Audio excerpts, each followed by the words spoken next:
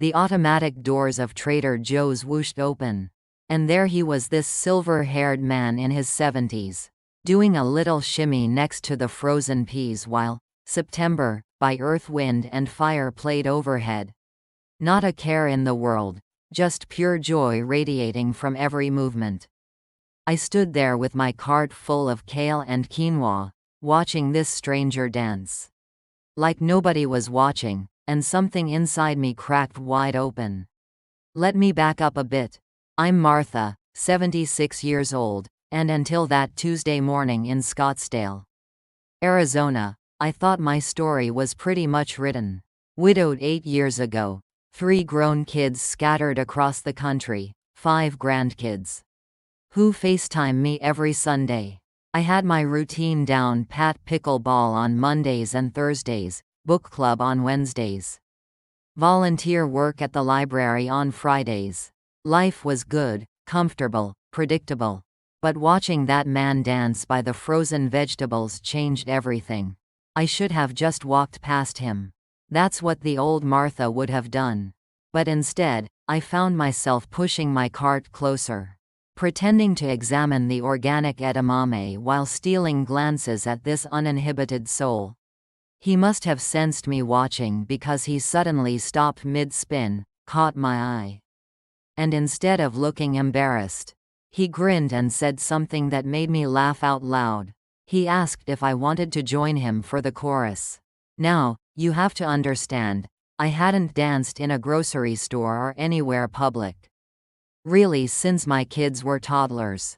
And I'd do anything to keep them entertained during shopping trips. But there was something about his invitation, the way his hazel eyes crinkled at the corners, the confidence in his extended hand. Before my brain could list all the reasons why this was ridiculous, my feet were moving. We danced right there between the frozen foods and the dairy section. 2 complete strangers moving to the Bee Gees that started playing next. Other shoppers maneuvered around us, some smiled. One young woman took a video on her phone. An employee just shook his head and kept stocking yogurt. When the song ended, we were both breathless and laughing like teenagers. His name was William, but he insisted everyone call him Bill. 78 years old, he told me, recently. Moved to Scottsdale from Seattle after his daughter convinced him the Arizona sun would be good for his arthritis. He'd been shopping at this Trader Joe's every Tuesday for 3 months. And this was the first time anyone had joined his grocery store dance parties. We talked right there in the store for another 20 minutes. He told me about his late wife, Susan, who'd passed 5 years ago from cancer, and how she used to embarrass their kids by dancing in public spaces all the time. After she died, he promised himself he'd keep dancing for both of them. He said life was too short and too precious to care about looking foolish.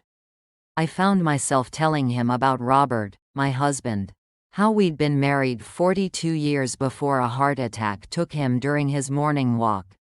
I mentioned how I'd been going through the motions these past 8 years, staying busy enough to avoid feeling the emptiness, but never really feeling alive either. Bill nodded like he understood exactly what I meant. When we finally made it to the checkout lines, we ended up in adjacent lanes, still chatting over the candy display between us. The teenage cashier working my lane smiled and mentioned that she'd seen us dancing. She said it made her whole week, that her grandmother would love to hear about it. That's when Bill suggested we exchange numbers, pulling out his iPhone with the confidence of someone half his age. I hesitated for just a moment. My daughter Jennifer had been trying to get me to put myself out there for years, but I'd always brushed off her suggestions about senior dating sites or the nice widower in her neighborhood. This felt different though. This felt like the universe had orchestrated something special. In the most mundane of places. We had coffee that Thursday at a little place called the Baked Bear. Bill ordered a lavender latte, which I teased him about, and I got my usual boring black coffee with a splash of cream. We sat outside even though it was already 85 degrees at 10 in the morning. Because the Arizona sun felt good on our faces. He told me about his career as a pediatric surgeon, how he'd saved hundreds of children's lives, but couldn't save Susan from the cancer that took her. His voice cracked a little when he mentioned her, and I reached across the table to touch his hand. That first coffee turned into lunch the following week, at a Mexican place he'd discovered.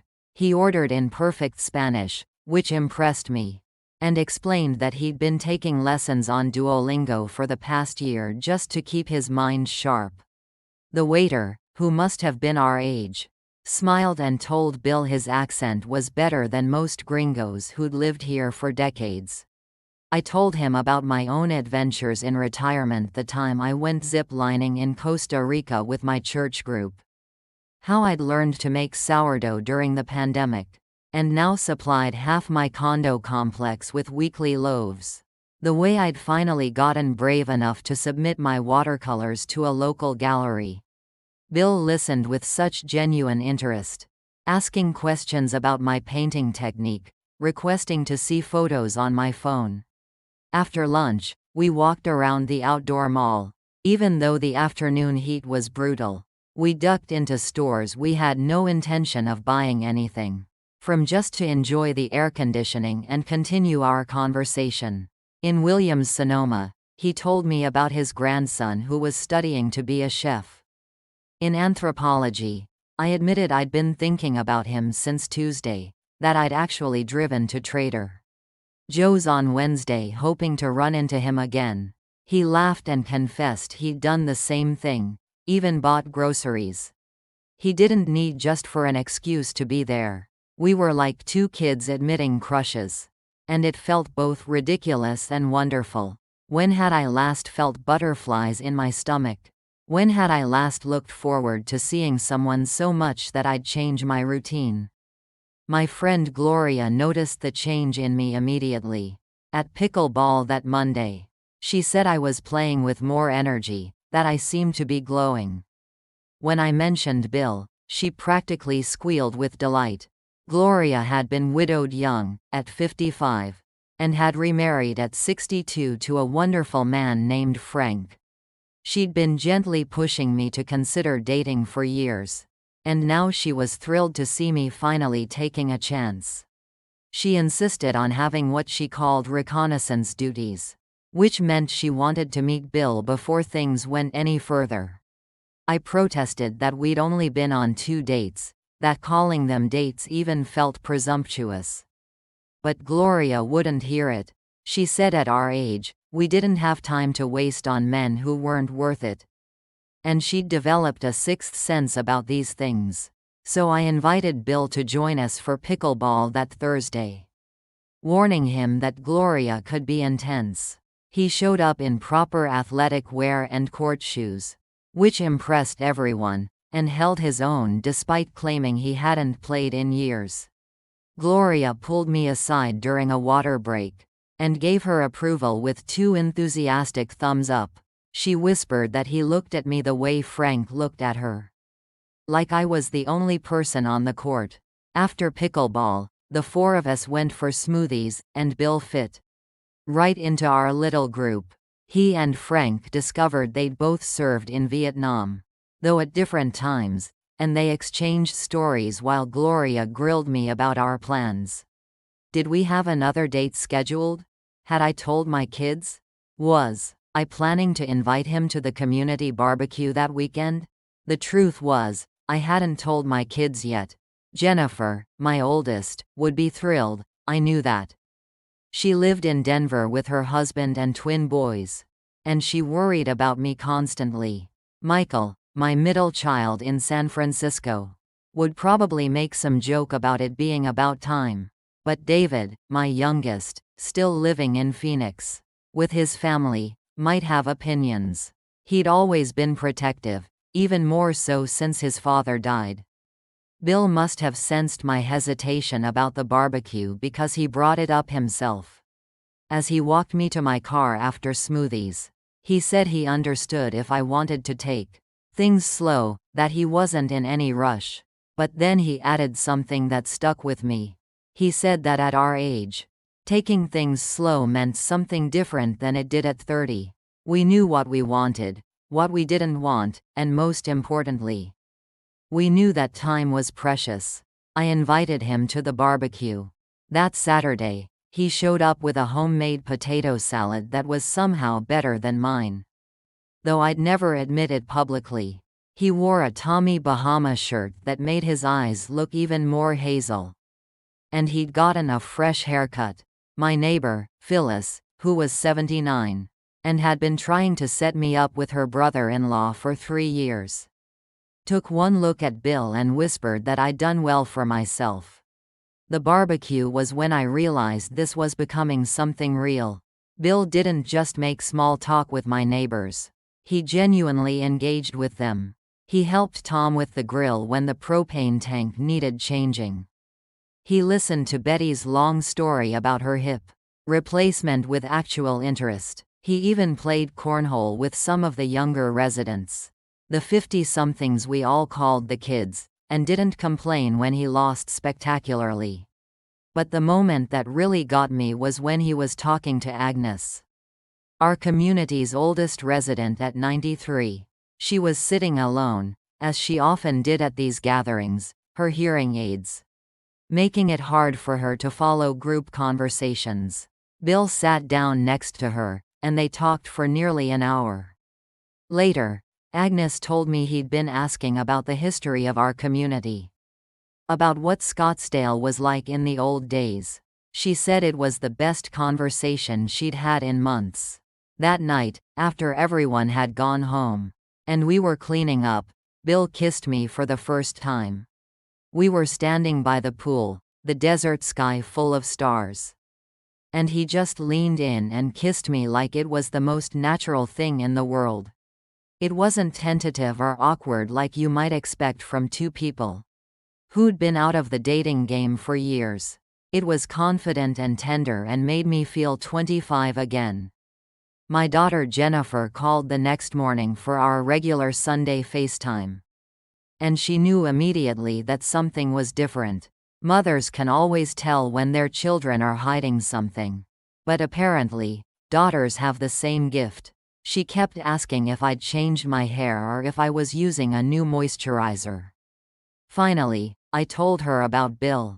The squeal of delight that came through my phone was loud enough that I had to hold it away from my ear. Jennifer immediately wanted to know everything: how we met, what he was like, did I have a picture.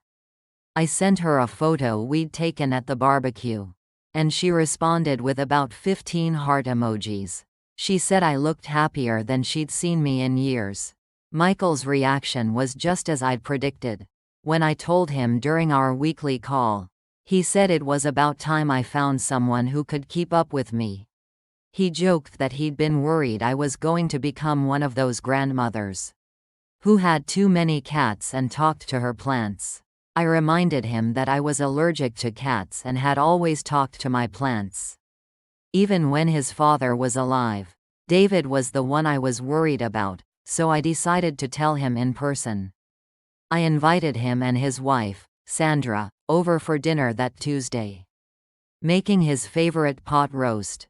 Bill offered to make himself scarce, but I told him I wanted him there. If this was going to be something, my kids needed to know about it. David was polite but reserved when he met Bill, asking the kinds of questions you'd expect from a concerned son. What were Bill's intentions? Did he have family in the area? What had he done for a living? Sandra kept shooting David looks, trying to get him to ease up, but I understood his protectiveness. He'd been there when his father died, had held my hand through the funeral, had checked on me every single day for months afterward.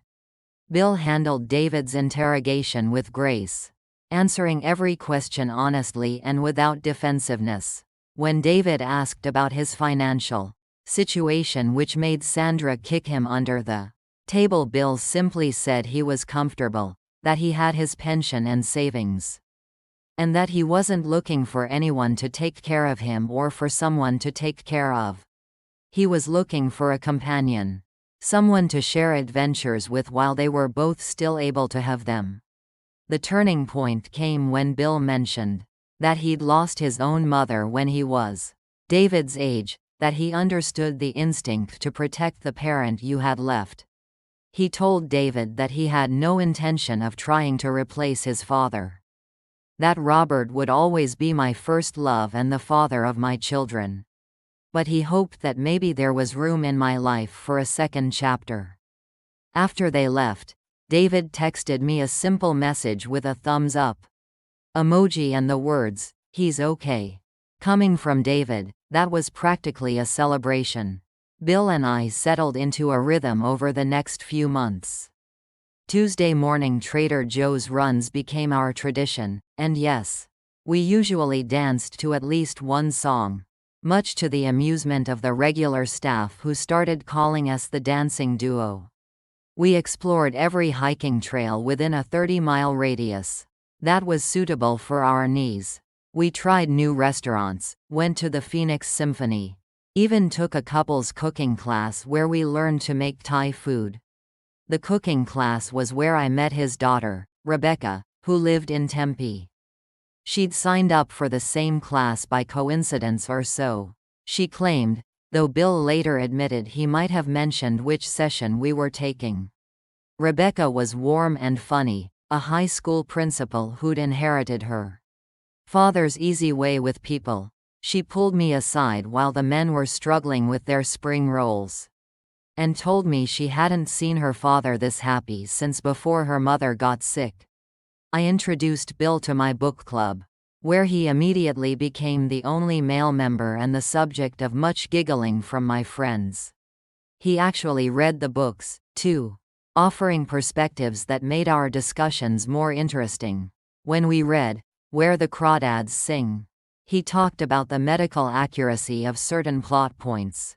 During the Thursday Murder Club, he had us all laughing with his stories about the retirement community politics in his old Seattle complex.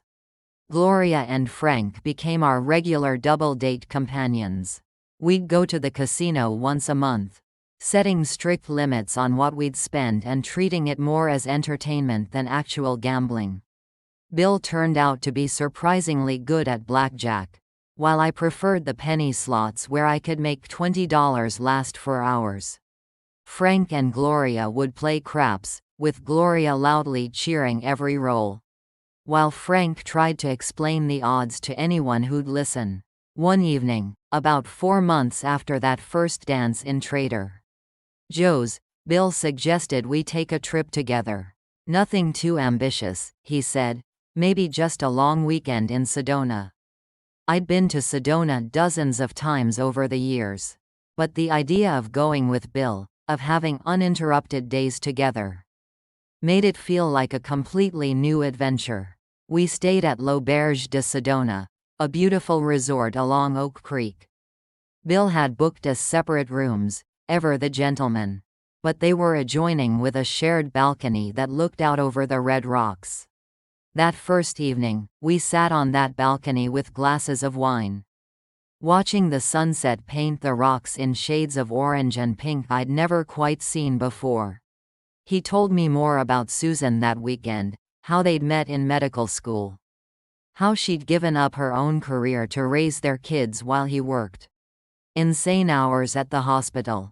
He carried guilt about that, about all the time he'd missed with her while building his career. She'd always said they'd travel when he retired, that they'd make up for lost time, but cancer had other plans. I shared my own regrets about Robert, how we'd fallen into comfortable patterns that sometimes felt more like roommates than spouses in our later years. We'd loved each other, absolutely, but we'd stopped really seeing each other. We'd planned to reconnect once he retired, to rediscover each other.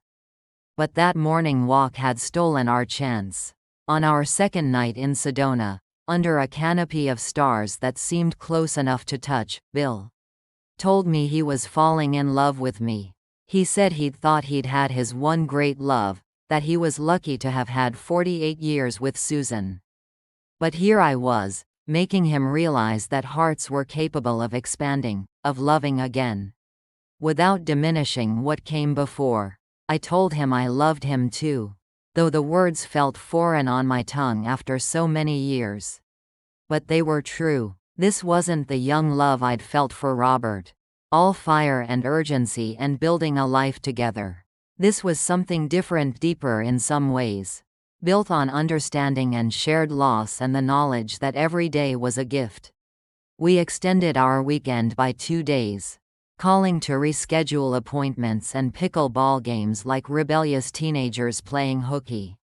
We took a hot air balloon ride at sunrise, something neither of us had ever done, and held hands as we floated over the desert landscape. The pilot, who couldn't have been older than 30, smiled at us and said we gave him hope that love wasn't just for the young. When we got back to Scottsdale, things felt different. We were officially a couple now, no ambiguity about it. Bill started leaving things at my condo: a toothbrush, a change of clothes, his reading glasses. I found myself at his place just as often, a neat townhouse in a similar community about 10 minutes away. His refrigerator was better stocked than mine, years of living alone having taught him to cook properly, while I'd gotten lazy with my meals for one. The holidays were approaching, which meant navigating the complex dynamics of blended families. Jennifer invited both of us to Denver for Thanksgiving, which seemed like a big step. Bill's daughter Rebecca was going to her in-laws in California, so he was free, but I wondered if it was too soon to merge our family celebrations. Bill made the decision easier by suggesting we host Thanksgiving ourselves, inviting anyone who wanted to come. My condo wasn't big enough, but his townhouse had a proper dining room and a kitchen made for entertaining. Jennifer flew in with her family.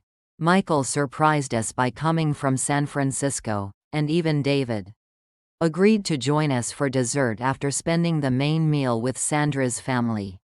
Rebecca and her husband drove up from Tempe, and Bill's son Thomas flew in from Portland with his wife and teenage daughter. It should have been awkward, all these people, who didn't know each other gathered around a table, but somehow it wasn't. Bill and I had cooked for 3 days, preparing enough food for twice as many people. The grandkids, ranging from my 5-year-old twin grandsons to Bill's 15-year-old granddaughter, bonded over video games in the living room while the adults lingered at the table. 3 months ago, I was ready to throw my grandson's gaming computer out the window of my 10th-floor Chicago apartment. The thing had been sitting in my spare bedroom for 6 weeks, while Tyler was backpacking through Europe, and it wouldn't stop making this horrible beeping noise at 3 a.m. every single night. I'd unplugged everything I could find, but that demonic machine kept screaming. That's when I did something I never thought I'd do at 79 years old. I joined Discord to find help. And that's where I met Marcus. Let me paint you a picture of who I was before that night. Eleanor, that's me, a retired federal judge, widow of 11 years. Mother of 2 successful daughters. Grandmother to 4 millennials who think I'm adorably ancient. I had my life completely figured out. Morning swims at the East Bank Club. Tuesday lunches with my fellow retired judges. Wednesday volunteer work at the Legal Aid Clinic. Thursday book club. Weekend visits with whichever daughter wasn't traveling for work. I owned a smartphone, sure, but I used exactly 3 apps: calls, texts, and the Chicago Tribune. My daughters had been trying to get me on Facebook for years, but I maintained that if someone wanted to know what I was having for lunch, they could call and ask me.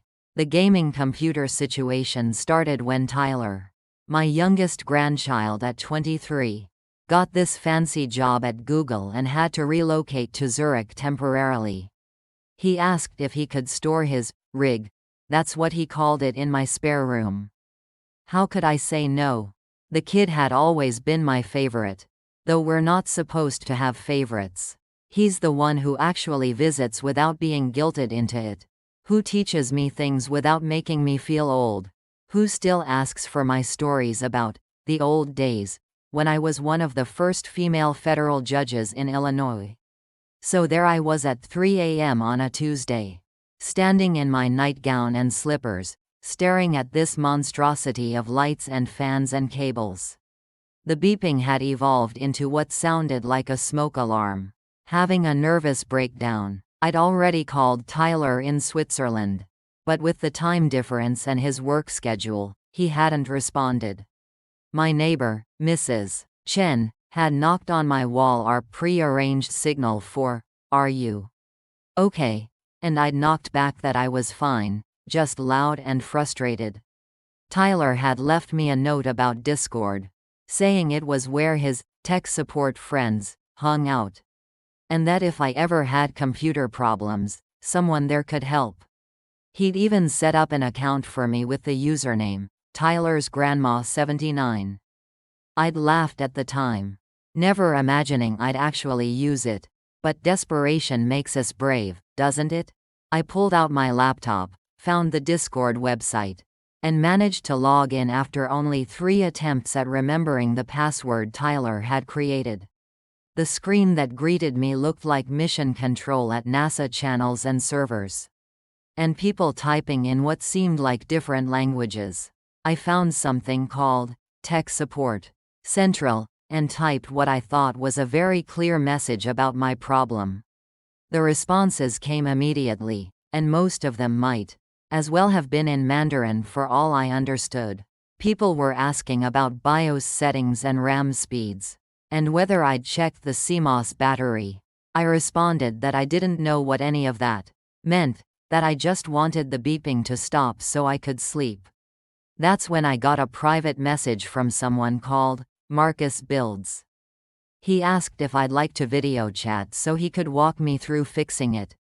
Now, my daughters had drilled internet safety into me: never video chat with strangers, never give out personal information, basically never do anything fun online. But it was 3:30 a.m., I was exhausted. And this Marcus person had a profile picture of a distinguished-looking older black man with salt and pepper beard, not some scary internet predator.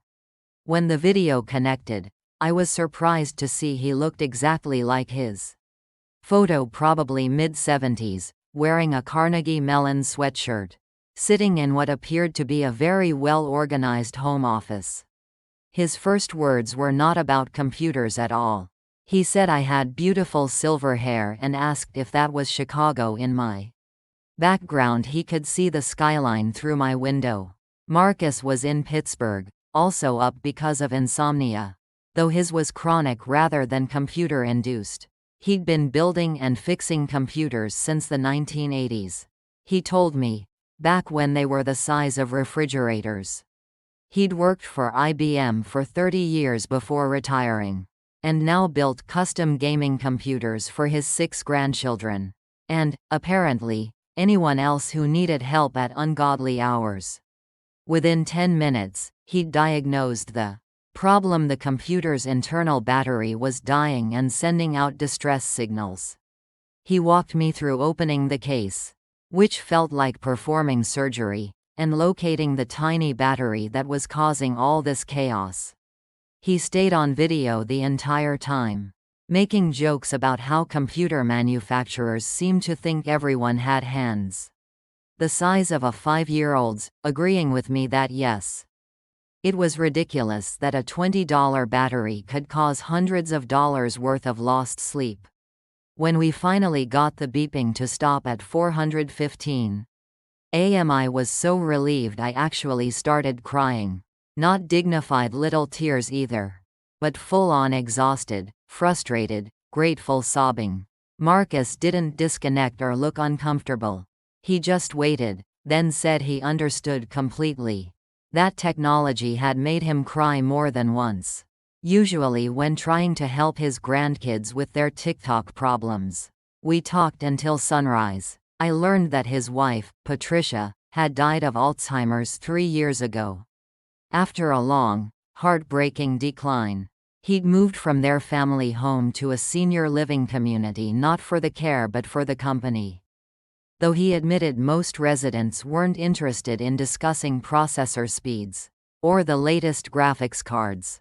He'd joined Discord to stay connected with the gaming community he'd discovered through his grandkids. But he missed having someone his own age, who understood both his references to the Beatles and his enthusiasm for new technology. I told him about James, my husband, how he'd died suddenly on the golf course. How I'd thought that was better than a long illness. Until I realized it meant I never got to say goodbye. I mentioned my struggle to find purpose after retiring from the bench. How volunteering helped but wasn't the same as the intellectual stimulation of complex legal arguments. Marcus asked about my most interesting cases, and I found myself telling stories I hadn't shared in years. Before we hung up, he asked if he could call me again. Maybe at a more reasonable hour. I said yes without hesitation, then spent the rest of the day wondering what I'd just agreed to. My daughter Lisa called that afternoon, and I almost told her about Marcus, but decided against it. How do you explain to your daughter that you met a man on Discord while fixing a gaming computer? She'd either think I was being scammed or losing my mind. Marcus called the next evening at 7, a much more civilized time.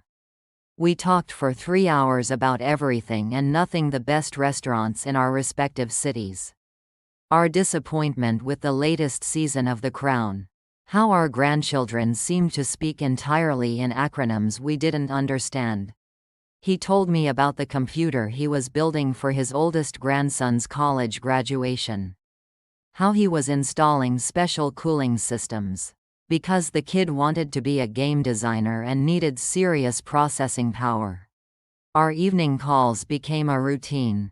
7 p.m. sharp, my phone would ring, and I'd settle into my favorite chair, with a cup of tea for what my daughters started calling my mysterious evening appointments.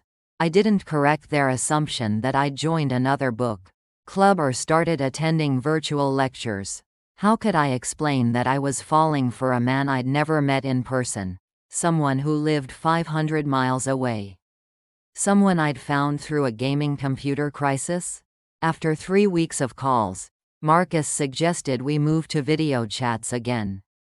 He wanted to show me the computer he was building, he said, but I suspected he also just wanted to see my face. I spent an embarrassing amount of time choosing what to wear for that first scheduled video call, finally settling on the blue sweater my granddaughter always said brought out my eyes. Seeing him in daylight, properly dressed and prepared, was different. He was handsome in that way men who've lived full lives are handsome, lines that showed he'd laughed a lot, eyes that had seen things but remained kind, hands that knew how to build and fix things. He gave me a virtual tour of his apartment, which was nothing like the sterile senior living places I'd imagined. He'd converted the second bedroom into a workshop, complete with 3D printers, soldering stations, and enough computer parts to stock a small store. He showed me the garden view from his window, where he'd negotiated with the facility to let him plant tomatoes and peppers. He introduced me to his cat, Algorithma, yes, really a fat tabby who liked to sleep on warm computer towers. I gave him a tour of my apartment, showing him my wall of legal books, the view of Lake Michigan, the kitchen where I still cooked elaborate Sunday dinners, even though it was usually just me eating them. A month into our virtual relationship, Tyler returned from Europe. His first question wasn't about his computer, but about why his Discord account showed his grandmother had been online for 847 hours. I had to confess about Marcus, about our nightly calls, about how I'd been using Tyler's gaming computer to video chat, because it had a better camera than my ancient laptop. Tyler's reaction surprised me. Instead of concern or mockery, he was delighted. He immediately offered to set up what he called a proper streaming setup. So Marcus and I could have better quality video calls. He also, to my mortification, started referring to Marcus as my Discord boyfriend. But he also did something wonderful. He looked Marcus up, not to investigate him, but to check out his computer builds, and declared that Marcus was legit legendary in the custom PC community. That validation from Tyler gave me the courage to tell my daughters. Lisa, ever the pragmatist, immediately wanted to run a background check. Catherine, my romantic younger daughter, wanted to know when we were meeting in person. They both seemed less concerned about the Discord origin story and more worried about the logistics of a long-distance relationship at our age. The decision to meet in person came naturally. Marcus had a grandson graduating from Northwestern, right here in Chicago. He'd be in town for 4 days in November. We'd have dinner, he said, something simple and public. So neither of us felt pressured. I suggested Gibson's Steakhouse, then immediately worried it was too romantic, too expensive, too much. Marcus laughed and said he'd been Googling Chicago restaurants for weeks, and Gibson's was at the top of his list.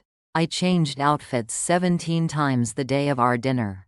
I felt like a teenager, which was both ridiculous and exhilarating. My daughters had a text chain going, demanding updates every hour. Mrs. Chen from next door came over to help with my makeup, bringing her granddaughter, who was apparently an expert in mature glamour, thanks to YouTube tutorials. When I walked into Gibson's and saw Marcus standing by the host station, holding a small bouquet of lavender roses, everything just clicked. He looked exactly like he did on video, but somehow more substantial, more real. When he hugged me, a gentle, appropriate, public hug, he smelled like cedar and mint, and I knew I was in trouble. Dinner lasted 4 hours. The waiter, bless him, never rushed us, even though we were clearly lingering long after dessert. Marcus told me about his grandfather who'd been a Pullman porter, how he'd saved every penny to send Marcus's father to college. I told him about my mother, one of the first female reporters for the Tribune, how she'd taught me to fight for my place in male-dominated spaces without losing my femininity. We talked about the challenges of our generation, how we'd fought for civil rights and women's rights, how we'd watched the world change in ways both wonderful and terrifying. We discussed our late spouses, not with sadness, but with gratitude for the lives we'd built with them. Marcus said something that stayed with me, that loving Patricia hadn't used up his capacity for love. It had expanded it, taught him how to love better. After dinner, we walked along the Riverwalk despite the November chill. Marcus had brought an extra scarf, suspecting I might need it, a small gesture that showed he'd been paying attention during our calls. When I'd complained about always being cold, we stopped at every interesting architectural feature, while he photographed them with his phone, planning to 3D print miniature versions for his grandson who was studying architecture. When we reached the spot where we needed to part ways, me heading north to my apartment, him south to his hotel, neither of us wanted to leave. We stood there like teenagers at the end of a first date, uncertain about protocols and boundaries. Finally, Marcus took my hands and asked if he could kiss me. When I said yes, he kissed me right there on the Riverwalk, with tourists streaming around us and the city lights reflecting on the water. It was perfect. He extended his stay by 3 days. We visited the Art Institute, where he knew more about the contemporary wing than I did. We had lunch in Chinatown, where he impressed me with his chopstick skills and his ability to order in Mandarin, a skill he'd learned from his gaming friends in Beijing.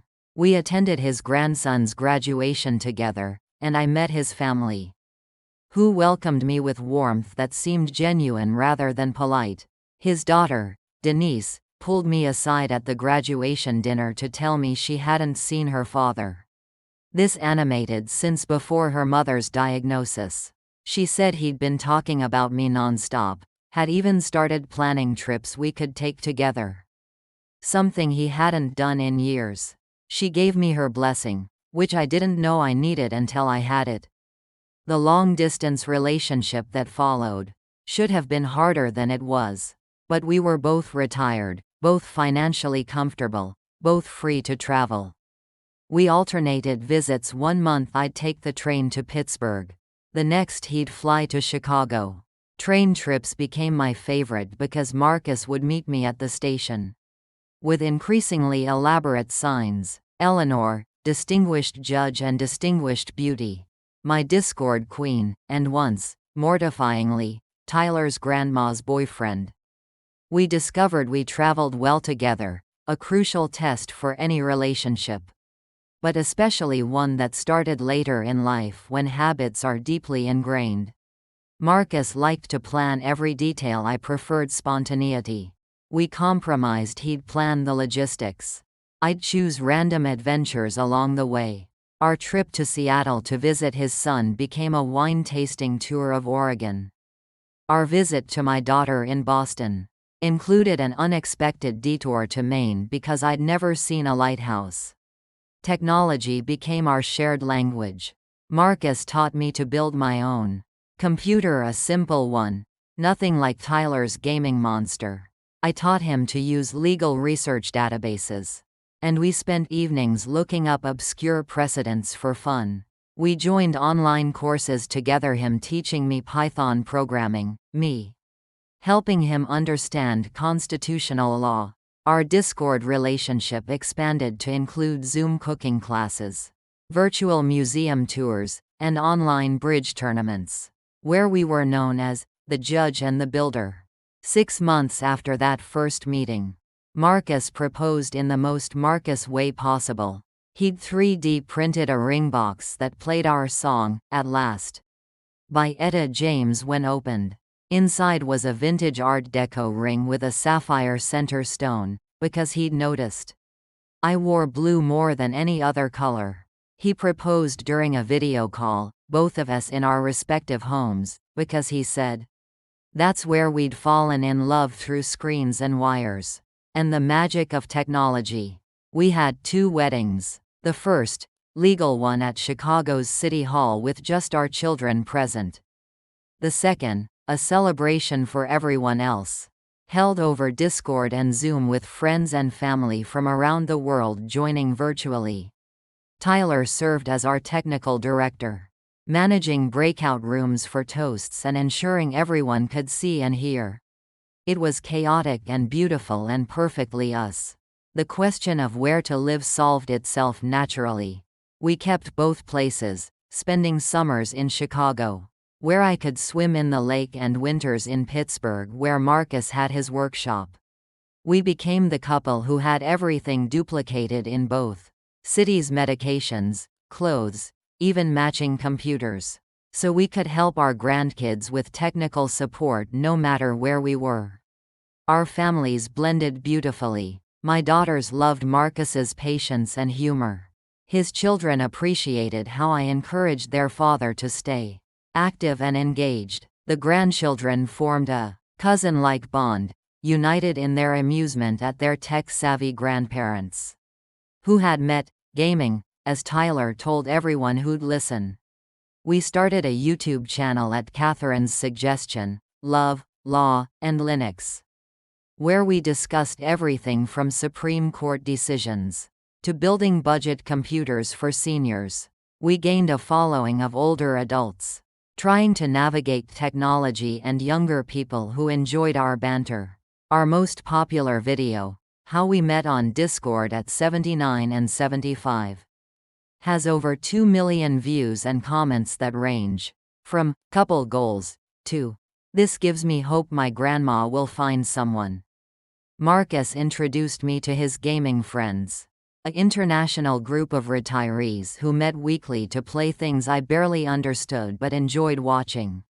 They welcomed me as the judge, asking my opinion on everything From online dispute resolution to whether certain game moves constituted legal cheating.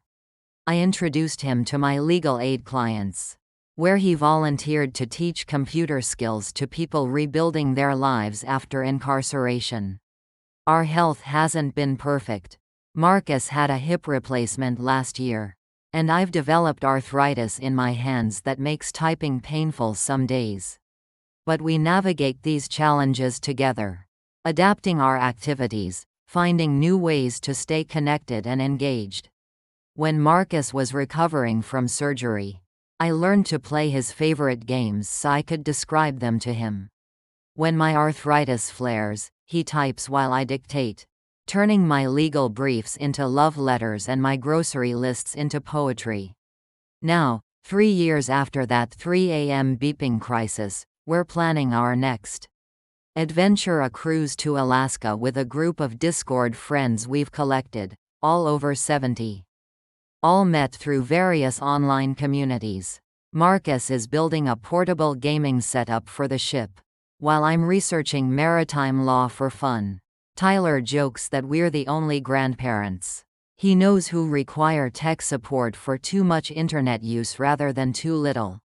Sometimes I pat it fondly as I pass by, thanking it for its 3 a.m. tantrum that changed everything.